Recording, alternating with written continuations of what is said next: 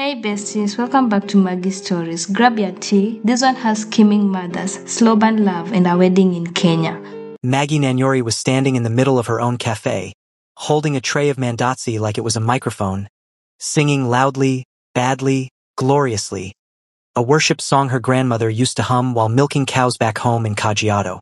"Thank you, Jesus," she belted, sliding the tray onto the counter with the confidence of a woman who had already seen the future. For favor, for increase, for a good man with a good job and baraka. Don't touch that.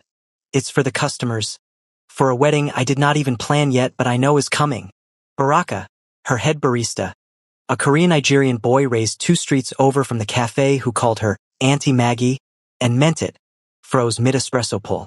Auntie, please look up. I'm praising God. Baraka. Let me finish dash. Auntie, turn. Around. She turned around. And there he was, Kang Tae-jun, standing by the door in a coat that cost more than her rent used to, holding a bouquet of tulips he had clearly panic-bought at the flower stall outside, staring at her with the exact expression of a man who has just watched a woman thank Jesus for their unofficial, undiscussed, entirely in her head wedding. Behind him, peeking around his shoulder like a woman who had absolutely no shame about eavesdropping on her own son's love life, was his mother. The woman Maggie had known for 2 months as Madam Han, funny customer who orders extra chili and asks invasive questions. The woman whose face, Maggie realized in that exact frozen second, was the same face as Taejun's. Same eyes. Same eyebrow that lifted when they were about to say something mischievous. Same everything. The tray of mandatsi Maggie was holding tilted dangerously. "Oh," she said quietly to herself, to God, to the entire universe.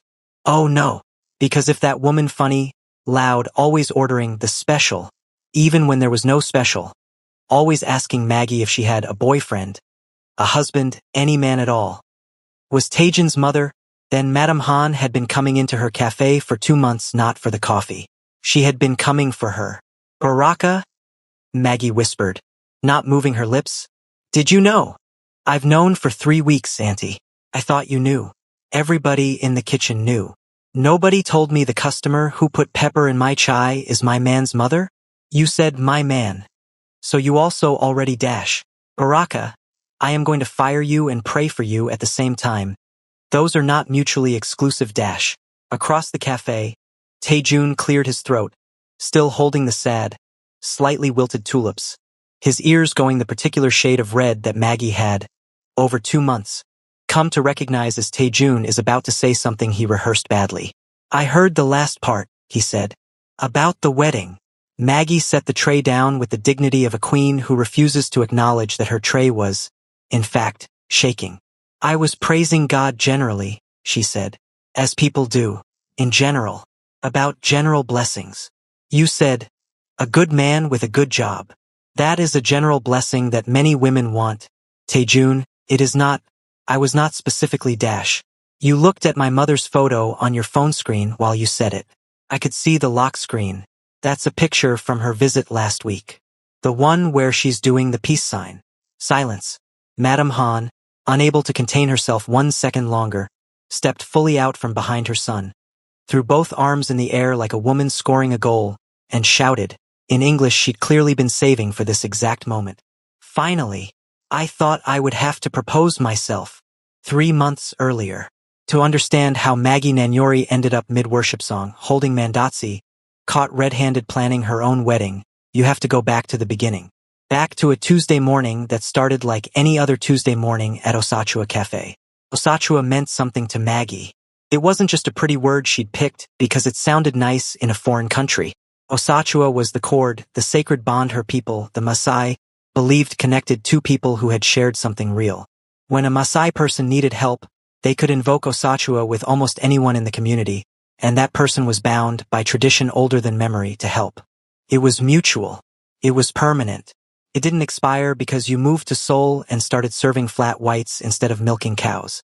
She'd named the cafe that on purpose, because from the day she opened it 3 years ago, with savings she'd built up doing everything from translation work to selling beaded jewelry to Korean fashion boutiques who thought Maasai beadwork was exotic and paid accordingly. She wanted it to be a place where the bond between her and her customers meant something. where a stranger walked in a stranger and left somehow family. It worked. It worked too well some days if you asked Baraka, who had to physically pry regulars away from the counter so Maggie could actually make coffee instead of hearing about someone's divorce, someone's promotion, someone's mother-in-law drama. Business was good. Better than good. The cafe took up the ground floor and half the basement of a building in a part of Seoul that had, over 3 years, slowly rebranded itself as the neighborhood with that cafe. Largely because of her. She had regulars who flew in from Busan just for her Saturday cooking classes, where she taught everything from injera-adjacent flatbreads to the specific, unteachable art of a proper cup of Kenyan chai, the kind boiled with milk and spice until it turned the color of good soil, not the pale apologetic tea Seoul usually served her. She drove herself to the wholesale market every Thursday in a car she'd paid for in full, cash, the year the cafe turned profitable, because her mother back in Kajiado had raised her to never owe a bank anything she could avoid owing. She lived in a penthouse 2 train stops from the cafe, modest by penthouse standards, loud by Maggie standards, full of beadwork and Masai shuka cloth thrown over furniture and photos of her grandmother's cattle, because even in Seoul on the 40th floor, Maggie Nanyori was still a Masai woman first. She was, by any measure anyone cared to use, doing well. And she was fun about it. She wasn't the type to whisper about her success like it was shameful. She celebrated everything. New oven celebration. Fully booked cooking class celebration. A customer telling her the chai reminded them of their grandmother, instant. Actual tears. Then celebration. Which is exactly the energy Madame Han Suyin walked into on that first Tuesday. Maggie remembered it clearly, because it had been unusual from the first 30 seconds. A woman in her 50s dressed in nothing that screamed money. No logos, no fuss, comfortable shoes a woman wears when she intends to be on her feet all day being nosy. Sat at the counter instead of a table, which regulars did but strangers rarely did, and ordered whatever you'd feed your own mother. Maggie had laughed. My mother doesn't drink coffee. She'd want chai and an argument about how I'm dressed. Perfect, Madame Han said. Bring me the chai. I already have opinions about your dress. That was it. That was the whole spell. Madame Han came back Thursday, then Saturday, for the cooking class, where she was, by every account, the worst student Maggie had ever taught and the loudest laugher in the room, setting off the smoke alarm trying to fry mandatsi and then declaring, arms raised. It is burnt and yet I am still happy. This is the Maggie effect. She came every week after that. Sometimes twice. She asked questions no customer had any business asking. Was Maggie married? Had Maggie ever been married? Did Maggie want children? What did Maggie think about Korean men? Specifically, generally, hypothetically. Maggie answered everything with the easy humor she answered everything with, assuming the woman was simply lonely or nosy or both, and enjoying the company regardless. Madame Han was, objectively, one of the funniest customers she'd ever had. When Maggie told her, laughing, that she was very single. Married to this cafe, madam. The cafe is a jealous husband. Madame Han had nearly fallen off her stool laughing, wiped her eyes and said, with a straight face that Maggie should have paid more attention to, not for long. Maggie had thought she meant the cafe would eventually run itself. She had not understood, at the time, that Madame Han meant it as a threat. Promise. A declaration of war against Maggie's singleness that had already, unbeknownst to Maggie, begun weeks earlier. The day Madame Han went home from that very first visit and told her son, over dinner, completely unprompted, I found your wife today. She doesn't know yet. Taejun, for his part, had laughed at his mother the way you laugh at a woman who says something ridiculous every other week. He did not think much of it. He had, admittedly, gone quiet for a second when his mother described the cafe. The one with the tall woman, the beautiful one, the one who laughs like she means it. Because something about that description snagged on a memory he hadn't examined too closely. He'd been to Osachua Cafe before. Once. Months before his mother ever set foot in it. He'd walked in for a meeting that got cancelled, ordered a coffee out of politeness because he didn't want to leave empty-handed, and had the singular experience of being served by a woman who looked at him. Not at his suit, not at the car outside, not at anything that usually got looked at first, and asked him, completely unbothered, long day or long life? He hadn't had an answer. He'd paid, left a large tip he hoped she wouldn't notice was large, and walked out feeling something he chose, very deliberately, not to name. He had not gone back. He told himself it was because he was busy. He was, after all, the heir to a company with more moving parts than he had hours in a day. A man who had been raised properly. His mother would say, though not without a certain irony given what she was about to do to his life, to be careful, to be kind, to never assume a woman's attention was owed to him just because of who his family was. So when his mother came home 3 months later and announced, with the confidence of a woman reading off a completed contract, that she had found his wife, Taejun laughed it off. Right up until she said the name of the cafe. By the time Madame Han finally convinced her son to accompany her to, just for coffee, just to be polite to mommy, Taejun had spent 2 weeks trying to talk himself out of the flutter in his chest at the mere idea of walking back through that door. He lost the argument with himself the moment he saw Maggie again, this time laughing with a customer about something involving a cow, gesturing with her whole body the way some people just talk, wearing color like other people wore neutrals, entirely herself in a way that made the whole cafe feel like it was orbiting her a little. He remembered exactly what he thought, standing frozen in the doorway that second time. Oh, it's her. Of course it's her. He did not know, yet, that his mother had already begun quietly asking Maggie for cooking lessons twice a week, not because she wanted to learn to cook. Madame Han had a full staff at home who could cook circles around her, but because it put her, twice a week, in close proximity to a woman she had unilaterally decided would be her daughter-in-law, with or without anyone else's consent. He did not know his mother had, that very week, texted 3 separate relatives a single photo of Maggie laughing behind the counter with the caption, "This is her. Don't tell Taejun I told you." He did not know that Maggie, who thought Madame Han was simply a hilarious, slightly unhinged regular, had started, without fully admitting it to herself, looking forward to Thursdays and Saturdays a little more than the rest of the week. All he knew, standing in the doorway of Osachua Café for the second time in his life, was that some part of him, quiet, stubborn, previously very well behaved, had already decided. It was going to be her. He just had 3 months of very slow, very funny, very poorly hidden falling in love to survive first. Saturday mornings at Osachua Café had a rhythm Maggie had built with her own 2 hands over 3 years. Tables pushed back, flour dust catching the light, 8 or 9 strangers who would leave 2 hours later calling each other by name. She loved Saturdays the way some people love church. Some weeks, honestly, it was her church. This particular Saturday, Madame Han arrived 20 minutes early, which should have told Maggie something. Regulars who arrived 20 minutes early were regulars with an agenda. "Maggie!" Madame Han called out, already tying an apron around herself before Maggie had even finished setting up the flour station. "Today my son is joining." Maggie paused mid-scoop, flour hanging in the air between them like a held breath. "Your son. The one you mention every single visit and never bring. He's busy. Important man. Very busy." Madame Han waved a hand like she was swatting away the very concept of busyness. "But today, not busy.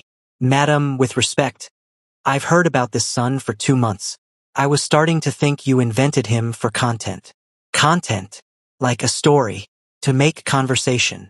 Madame Han gasped, hand to chest, deeply offended on behalf of a son who did, in fact, exist and was, at that exact moment, walking through the cafe door looking like a man being led to a meeting he had not agreed to but no longer had the energy to fight. "There," Madame Han said, pointing at him like she'd conjured a rabbit from a hat. "Real. See? Real son." Maggie looked up, and there was the man from the coffee visit. The long day or long life man. Standing in her cafe on a Saturday morning in the exact expression of someone recalculating every decision that had led him to this specific moment. Holding a small paper bag that turned out, she'd find out later, to contain a jar of honey he'd bought from a street vendor because his mother told him, "Never arrive at Maggie's empty-handed. She notices." "You," Maggie said, before she could stop herself. "Long day or long life." Something shifted in his face, surprise. First, that she remembered, and then something warmer underneath it. "You remember." "I remember everyone who doesn't answer the question. Most people just say, 'Long day.' You just stood there like I'd asked something illegal. I was recalculating my whole life in real time. You caught me off guard. And did you ever find an answer?" He looked at her for a second longer than the question strictly required. "I'm still working on it." Behind them, entirely unsubtle, Madame Han mouthed something at the ceiling that looked suspiciously like a prayer of thanksgiving. The class that day was Mandatsi and Chapati, Maggie's 2 most requested lessons, mostly because both were forgiving enough for beginners and impressive enough that everyone left feeling like a professional. She moved through the room the way she always did, correcting grips on rolling pins, laughing at burnt attempts, telling stories about her grandmother's kitchen back in Kajiado, while flour rose in little clouds around her hands. In my grandmother's house, she told the room, working a piece of dough with practiced ease. If your chapati wasn't round, you didn't get to eat it. She'd just look at you and say, "Is this a chapati or a map of Kenya?" And then she'd feed it to the goats. The room laughed. Taejun, standing at the station directly across from her because his mother had very casually arranged the stations that way, produced a chapati so lopsided it genuinely did resemble a small, distressed country. "I don't know what this is," he admitted, staring down at it.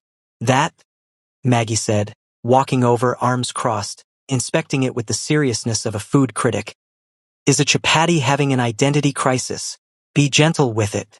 It's trying." "It is not trying. It has given up. Look at this corner."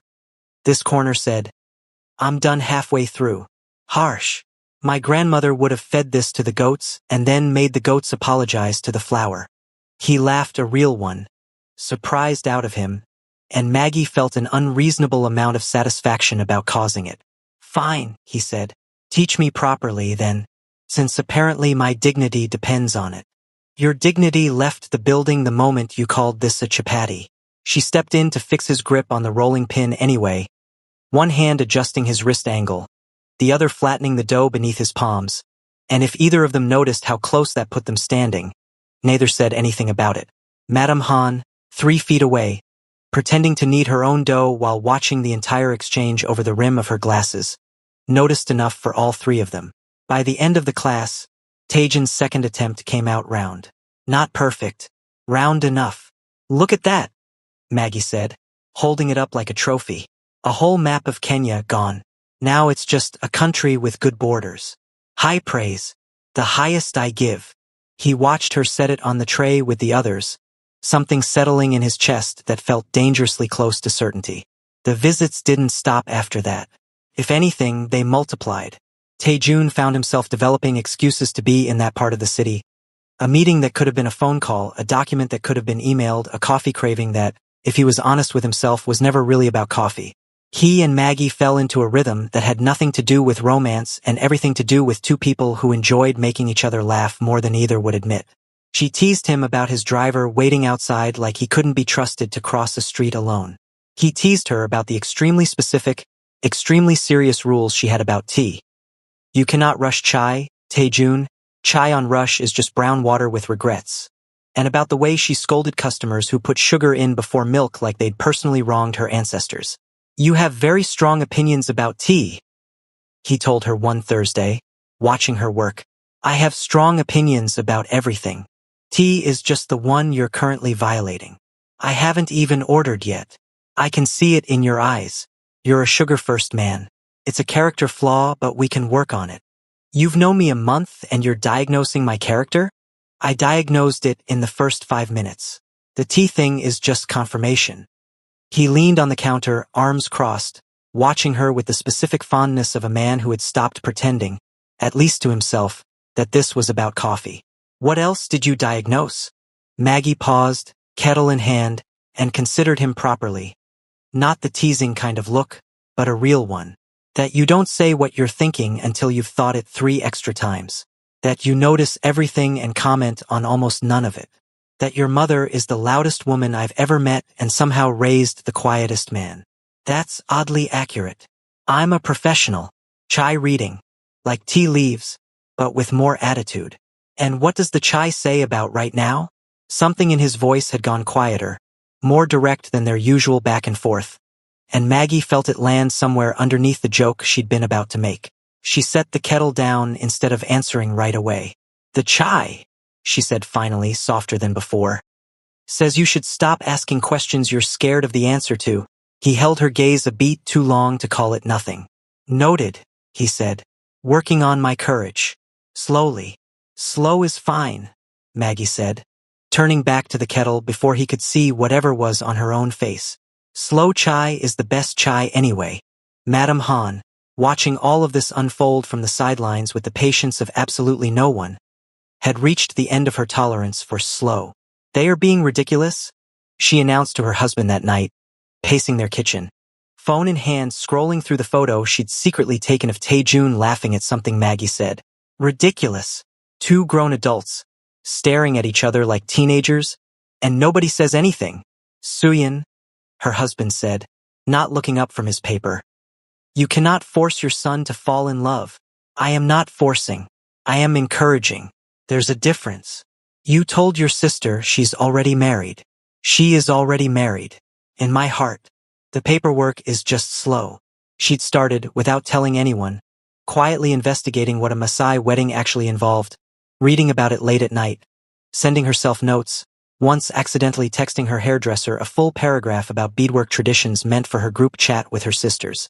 She learned that in Maasai culture, marriage wasn't just a joining of two people but of two families, of communities, that gifts and blessings flowed between them long before any ceremony happened. She learned about the significance of certain beads, certain colors, the role elders played in blessing a union. She did not yet know Maggie's family. She did not know Maggie's mother back in Kajiado, a woman with opinions as strong as her daughter's and considerably less patience for foreign in-laws who hadn't been properly vetted. She did not know that Maggie, for all her surface confidence, harbored a quiet fear that no man raised in wealth like Tajin's would ever fully understand a life that had started with cattle and dust roads before it became penthouses and lattes. All Madame Han knew was this. Her son laughed more in 1 month of knowing Maggie than he had in the previous 3 years combined. And a mother who noticed that kind of thing did not sit around waiting for slow to become certain. She was going to help it along, whether either of them asked her to or not. It was Madame Han's cooking class scheme that finally cracked things open.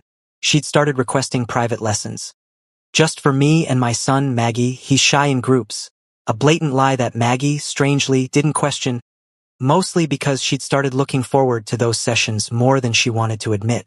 One such evening, flour-dusted and half-finished with a batch of mandotsi, the three of them fell into an easy quiet, Madame Han humming something to herself while she helped by mostly getting in the way.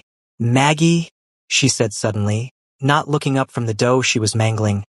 Tell me about your home, Kajiado. What is it like? Maggie's hands stilled for a second, not from discomfort, but from the particular tenderness of being asked a real question by someone who actually wanted the real answer. It's wide, she said finally. That's the first thing. The sky doesn't stop. You can see weather coming from very far away. Rain, 3 villages over, and you know it'll reach you eventually. She smiled, working the dough again. My grandmother had cattle. Still does, actually. My brother manages them now. Cattle are not just cattle where I'm from. They're wealth, yes, but also trust, also family, also the thing that ties one homestead to another. You give cattle at a wedding not because you're rich, but because you're binding two families together. Osachua. That's what I named the café for. Taejun, quiet at the counter, was listening the way he listened to everything she said fully, like he was trying to memorize it. And the beads. Madame Han pressed, entirely too casually for someone who'd clearly done homework. Maggie laughed. You've been reading. Maybe. The beads mean things. Colors mean things. Red for bravery. Blue for the sky and water. White for peace and purity. My mother has a whole collar she only wears for weddings. It took her 3 months to make, sitting outside in the evening with my aunts, everyone adding a row. Her voice softened, somewhere between memory and homesickness. I haven't worn mine since I left. The kitchen went quiet for a moment. The good kind of quiet, the kind that happens when something true has just been said out loud. You'll wear it again, Madame Han said, with the total confidence of a woman who had already decided the outcome of several things that hadn't happened yet. I have a feeling. A feeling, Maggie repeated, amused despite herself. Madam, your feelings are getting very specific lately. I am a specific woman. Taejun, watching Maggie across the counter, said nothing. But the look on his face said enough that even Madame Han, mid-sentence, had to physically stop herself from grinning. Madame Han had a plan. She would not call it scheming. She felt implied something underhanded, and there was nothing underhanded about a mother who simply wanted her son happy and had identified, with the precision of a woman who ran 3 household budgets in her head simultaneously, the exact woman who could do that. No, this was not scheming. This was strategy. Phase 1, the cooking classes, had gone well. Phase 2 required backup. I'm bringing my sisters, she announced to her husband over breakfast, scrolling through her phone with the focus of a general reviewing troop deployments. And Auntie Bora. And maybe Auntie Bora's daughter, the one who's good at reading people. Reading people for what? For confirming what I already know. That Maggie is perfect. I need witnesses. You need witnesses to fall in love with a woman on your behalf? I need reinforcements, Yango. There is a difference. She set her phone down, entirely serious. Taejun is slow. You know this. He thinks so much he forgets to feel. If I leave this to him alone, he will think about it, until he is 60 and Maggie has married a nice Kenyan man with better timing. Her husband, wisely, said nothing further and returned to his newspaper, the universal signal of a man who had long ago accepted defeat in matters concerning his wife's willpower. By the following Saturday, Osachua Café's cooking class had grown 3 extra bodies: Madame Han's 2 sisters and Auntie Bora, none of whom had the faintest interest in cooking and all of whom had come purely to observe, evaluate, and, in Auntie Bora's case, occasionally shout unsolicited commentary in Korean that Maggie, not understanding a word of it, assumed was about the dough. She's tall, Auntie Bora said approvingly, watching Maggie demonstrate a folding technique. Good hands. Look at her hands, Suyin. Strong hands make strong homes. I've been saying this for months. And she laughs from her stomach, not her throat. That's a real laugh. You can't fake a stomach laugh. I know. Taejun looks at her like she hung the moon personally. I know, Bora. This is what I've been saying.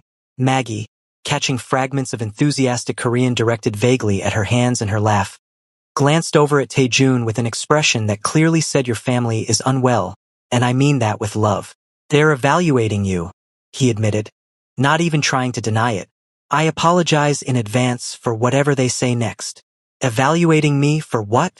I genuinely don't know. I've stopped asking. It's safer. Taejun.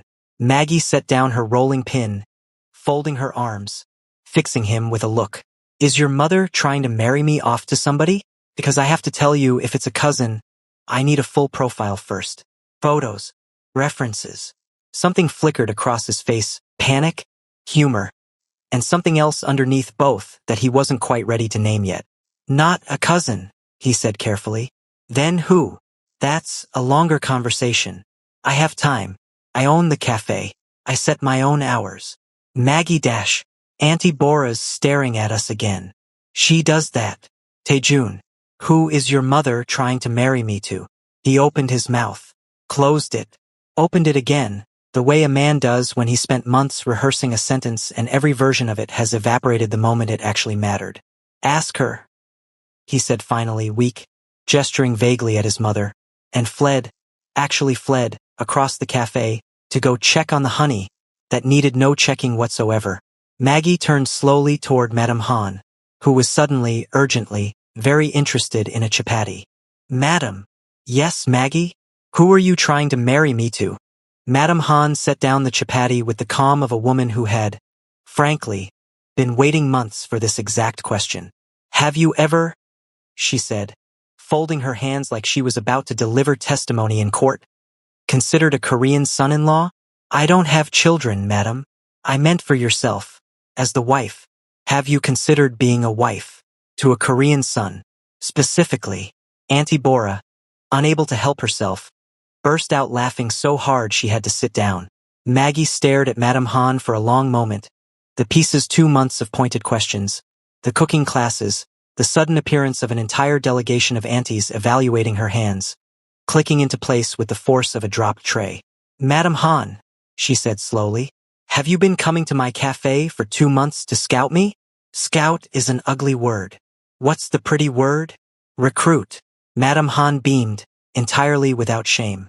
I recruited you, for my family. You said yes months ago, you just don't remember saying it. I never said anything dash. You said yes with your face. The first day. I saw it. Maggie opened her mouth to argue and found, to her own irritation, that she didn't actually have an argument, because somewhere over the last 2 months, watching a quiet man learn to make round chapati and ask questions he was scared of the answers to, something in her had said yes, quietly, without her permission, exactly the way Madame Han described. This is insane, Maggie said, mostly to herself. Love is insane, Madame Han said serenely. Ask anyone. Taejun did not return from checking on the honey for a full 20 minutes, by which time the class had ended. The aunties had left in a triumphant, gossiping cluster, and Madame Han had made her own dramatic exit with a wink so exaggerated Maggie nearly threw a dish towel at her, which left Maggie alone in the closing cafe, wiping down counters, replaying the entire conversation with the specific irritation of a woman who has just realized she's been the last to know something everyone else already knew. Taejun found her there, 20 minutes later, hovering at the door like a man deciding whether entering was safe. Is it safe? Depends what you're walking into. Fair. He stepped in anyway, hands in his pockets, the paper bag of honey, the excuse nowhere in sight, which told her he'd genuinely just been avoiding her, not actually checking anything. My mother talked to you. Your mother recruited me, apparently. Past tense. Like I signed something. She has a way of making decisions on other people's behalf and considering it a gift. Does she do this often? Recruit women for you? Never. He said it plainly, without hesitation, and something about the certainty of it landed differently than the joking tone the whole conversation had carried until now. Never, actually. She's never done anything like this before. Which is, honestly, the part that worries me most. Maggie set down her cloth, giving him her full attention. Worries you how? Because she's not wrong often. He looked at her directly, finally. No more excuses to check. No more sentences to abandon halfway. She knew before I let myself know. That's the part one keep getting stuck on. The cafe had gone quiet in the way it only did at closing, the machines off, the street outside blurred and gold through the windows, just the two of them and several months of slow building something neither of them had said out loud yet. Knew what, Taejun? He took a breath. She watched him take it, watched the careful, thinking man visibly decide, for once not to think it through 8 more times first. That I'd walked into this cafe once, months before my mother ever set foot in it, and left thinking about you for weeks afterward and not knowing what to do with that. That I came back because I told myself it was coincidence, and then kept coming back because it stopped being coincidence around the 4th visit. That every ridiculous thing my mother's done these past 2 months has just been accelerating something I was already too slow to say myself. Maggie stood very still. And what is the something? She said quietly. That you were too slow to say? He looked at her for a long moment. The same look from the very first day. The long day or long life day, except now there was no question mark on it. No hesitation dressed up as politeness. That I like you. Not the cafe. Not the mandazzi, though those are also excellent. You. I like you, and I've liked you for months, and I'm sorry it took my mother staging an entire recruitment campaign involving 3 aunties for me to actually say it out loud. Something in Maggie's chest, held carefully closed for months out of caution, because a man like this, from a world like that, didn't usually end up choosing a woman like her for real reasons and not novelty loosened all at once. You're very slow, she said, but softly, no bite in it at all. I've been told. I like slow though, she admitted, stepping a little closer. Close enough that the whole conversation dropped into something quieter, more private, even in the empty cafe. Slow chai, slow chapati, maybe slow men too occasionally, if they're worth the wait. Am I? Worth the wait? Maggie properly considered him. The quiet, careful, deeply unslick man who'd needed his mother's entire extended family to get him to a sentence he could have said in month 1. Ask me again, she said. After your mother stops planning our wedding without me. That might take a while. She's already looking into flights to Kenya. Of course she is. She asked me last week if Maasai weddings require a specific number of cattle. She wanted to know the going rate. Maggie laughed. The real one. From the stomach. The one Auntie Bora had correctly identified as unfakeable. And the sound of it, filling the empty cafe, settled something in Taejun's chest that had been unsettled since the day he first asked her a question about long days and got an answer he never stopped thinking about. Tell your mother, Maggie said, still laughing, that cattle negotiations come after the man asks properly, not before. Is this you saying yes to the asking, or yes to the eventual cattle negotiation? That, Maggie said, walking past him to lock the front door, throwing the words back over her shoulder with a smile she didn't bother hiding, is for me to know, and your mother to find out approximately 4 seconds after I tell you. 2 streets away, in a car she had absolutely no reason to still be sitting in, Madame Han was watching the darkened cafe windows with the patience of a woman who had already, in her head, sent the invitations. Well? her husband asked, from the driver's seat, where he had been dragged under protest to just be nearby Yongo in case something happens. Something happened, Madame Han said with immense satisfaction, watching two shapes linger a little too long by the door before finally separating for the night. Start looking at flights to Kenya. I want to meet her mother before the year ends. Suyin. They haven't even dashed Yongo. She turned to him with the calm certainty of a woman who had never once been wrong about this in 3 months of watching. Trust the process. Maggie's mother, Nazirian, was a woman who had raised 4 children, buried a husband, managed a herd of cattle through 3 droughts, and had never once in her life been intimidated by anybody. She had certainly not planned on being intimidated by a small, extremely loud Korean woman standing in her compound in Kajiado, but by the end of Madame Han's first hour in Kenya, Nazirian was seriously reconsidering her lifelong record. She has not stopped talking, Nazirian said to Maggie and Ma, watching Madame Han across the compound, where she was attempting badly enthusiastically to help pound maize with 2 of Maggie's aunts, narrating the entire process in rapid Korean that nobody around her understood and everybody found riotously entertaining anyway. Does she breathe? Occasionally, Maggie said, between sentences. Sometimes. I like her, Nazirian decided after another few minutes of observation, in the tone of a woman handing down a verdict from a great height. She has no fear. A person with no fear either becomes very useful or gets someone killed. We will see which. Mama, I am simply being honest. It is a compliment, Maggie. Do not look at me like that. The 2 mothers had, against every reasonable prediction, taken to each other with an intensity that alarmed both their children.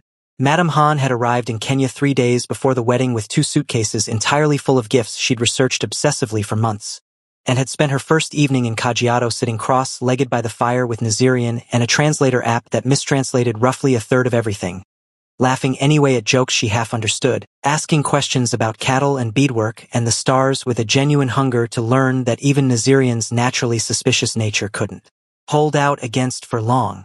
Tell her, Madame Han instructed the translator app, pointing at a particularly striking beaded collar draped over Nazirian's shoulders, that this is the most beautiful thing I have ever seen and I would like to know everything, absolutely everything, or I will not be able to sleep tonight. Nazirian, hearing the translation, allowed herself the smallest of smiles, the kind she rarely gave strangers. Tell her, Nazirian replied, that this collar took me 4 months to bead, that I made one exactly like it for my own wedding 40 years ago, and that if she truly wants to understand it, she should sit here quietly and watch instead of asking so many questions. Madame Han sat, quietly, for nearly 2 hours. It was, Taejun would later say, the longest recorded silence in his mother's adult life, and he had photographic evidence to prove it. The days before the wedding moved the way Maggie remembered wedding preparations moving as a child. Everyone busy, everyone loud, everyone somehow exactly where they needed to be despite no one appearing to be in charge of anything. Her aunts had descended on the compound the week before, beading late into the evenings by lamplight, adding rows to a collar that had begun, months earlier, as a single string Nazirian started the week Maggie called home to say, voice shaking with a happiness she couldn't fully explain over the phone, Mama, I think I'm getting married. Every woman in the family had added something to that collar. Red beads for the courage it took to build a life and a business alone in a country far from home. Blue for the distance she'd crossed and the distance she'd be crossing again, coming home to close the circle. White, plain and simple, for the peace her mother said she could see settling over her daughter's voice even through a phone line, even from thousands of miles away. You wear this? Nazirian told her the morning of the wedding, fastening the collar around Maggie's neck with hands that had done this before. For other daughters, other nieces, generations back further than anyone could easily count. And you carry all of us with you. Every woman who added a bead. Every woman who came before her. You understand this is not decoration. I understand, Mama. Good. Now stop crying. You'll ruin what your Aunt Sino did to your face, and she worked very hard on it. She'll never forgive you. Maggie laughed, wetly, and let her mother finish. Taejun, 3/10 over, was undergoing his own crash course in a tradition he'd spent months reading about and still felt entirely unprepared for. Maggie's brother, Lekishan, who managed the family cattle and had taken it upon himself to be Taejun's official chaperone for the week, found him pacing outside his tent that morning, adjusting and readjusting something at his collar for the 4th time. "You look like a man about to be interrogated," Lekishan observed. "I feel like a man about to be interrogated." "Relax. My mother already likes you. If she didn't, you would know. Believe me, you would know." "That's not entirely reassuring." "It's the most reassuring thing I can offer you, brother. Take it or leave it." Lekishan clapped him on the shoulder, steering him toward the gathering crowd. "Come. The elders are ready. Try not to trip over anything. There are children watching, and they will never let you forget it." The ceremony itself unfolded across the whole day, the way Maggie had explained to Taejun it would, months earlier, back in the quiet of the cafe after closing, patiently walking him through traditions he'd never encountered and clearly wanted, badly, to understand rather than simply perform. There were blessings from the elders, given in words older than either of their country's modern borders, invoking rain and cattle and children and long life in the same breath, as though all 4 were simply different names for the same abundance. There was the exchange of gifts between families, cattle, yes, negotiated for weeks beforehand between Lekishan and a visibly nervous Taejun, who had researched the going rate. As his mother put it, with the same intensity he brought to every business negotiation of his life, determined not to embarrass himself or, worse, insult a family he'd come to genuinely love. "You are overpaying," Lekishan told him at one point during negotiations with real affection. "But I will not stop you. My mother raised honest sons, not foolish ones." There was singing call and response that rolled across the compound in waves, women's voices rising and dropping in patterns Taejun couldn't follow but felt anyway, somewhere under his ribs, the way music sometimes reaches you before understanding does. And there was, at the center of it all, the adumu, the jumping dance, young men rising in turn, competing in pure joyful athleticism, height and grace both, the whole crowd cheering louder with every jump. Taejun, dragged into the circle by Lekishan over his own loud, laughing protests. "I don't know how to do this, Lekishan. I will embarrass your entire family." Jumped anyway. Badly, gracelessly, arms flailing in a way that had absolutely nothing in common with the smooth, powerful jumps of the men around him. And the entire crowd, Maggie included, laughed so hard several people had to sit down. That, Maggie told him later, breathless from laughing, wiping actual tears from her eyes, was the worst jump I have ever witnessed in my life. I gave it everything I had. That's the tragedy of it. This was your best effort. Your brother said I did well. My brother was being polite. He is a very polite man. I am not obligated to be polite. I am your wife. You're not my wife yet, technically. The ceremony isn't finished. I decided an hour ago.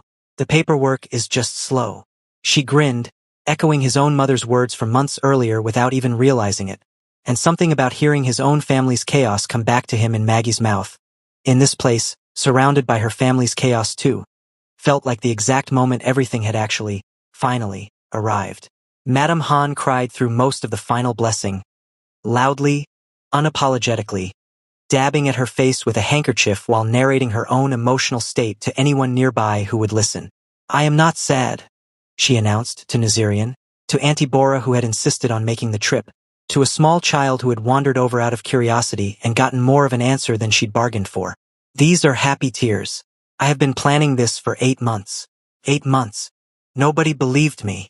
I believed you, Nazirian said, arriving at Madame Han's side with the ease of a woman who, over one short week, had gone from cautious skepticism to something dangerously close to real friendship. From the day you told me the story of the Mandatsi and the goats, I knew then you would not stop until this happened. You understood me from the first story? I understood you were a woman who does not know how to give up on something she wants. I recognized it. I am the same. The two women, from two entirely different worlds, watched their children together under a Kenyan sky neither had expected to stand under a year earlier, and toasted Madame Han with imported champagne she'd insisted on bringing. Nazirian with a cup of chai brewed the proper way, slow, patient, no rushing, to a wedding neither of them had technically been asked to plan, and both of them had planned anyway. To Osachua, Madame Han said, raising her glass, mangling the pronunciation slightly and not caring in the least. The chord. I looked it up. I like it very much. To Osachua, Nazirian agreed. The bond that does not break, even across oceans, even between two families who did not know each other existed a year ago. Across the compound, under string lights strung between the trees by Baraka, who had flown in specifically to see this and had spent the whole week insisting to anyone who'd listen that he'd known it from day one. I called it, everyone in the kitchen knew. Maggie and Taejun stood together, her collar catching the last of the sunset light, his terrible dancing thoroughly forgiven, both of them laughing about something neither of them would remember the specifics of years later, only that they were laughing together, exactly the way this whole story had started months ago, over a lopsided chapati and a question about long days. So, Taejun said, once the crowd had thinned and the fires were low and it was just the two of them again, the way it so often had been back at the cafe after closing. Long day or long life? Maggie considered the question properly this time, the way she never quite had that first day, watching the fire, her family and his family tangled together across the compound like they'd always belonged there. Long life, she said finally. Definitely long life. Very long. With lots more terrible dancing. I'll practice. Please do. For the sake of our future children's dignity. Our future children, he repeated, testing the words, grinning. Don't get ahead of yourself. We just finished the wedding. Your mother's already asked when the cattle for the next negotiations start. Of course she has. So has mine, actually. They've exchanged numbers. I think they're planning something. Maggie groaned, laughing, dropping her head onto his shoulder as the fire crackled on and their two mothers, 3 tents away, huddled together over a phone screen, already scrolling through baby names in 2 languages neither of them fully spoke, utterly delighted with themselves and the whole impossible, funny, wonderful mess they'd started. Hey besties, in this story we learned that love often grows through kindness, laughter, and genuine respect rather than grand gestures. When two families embrace each other's cultures with open hearts, differences become strength instead of barriers. Real happiness comes from building relationships founded on trust, patience, and the willingness to learn from one another. Thank you so much for watching. Kindly like, subscribe, and share. And sorry, besties, I'll be well soon and the stories will be more sweeter. Thank you for your support. I love you all.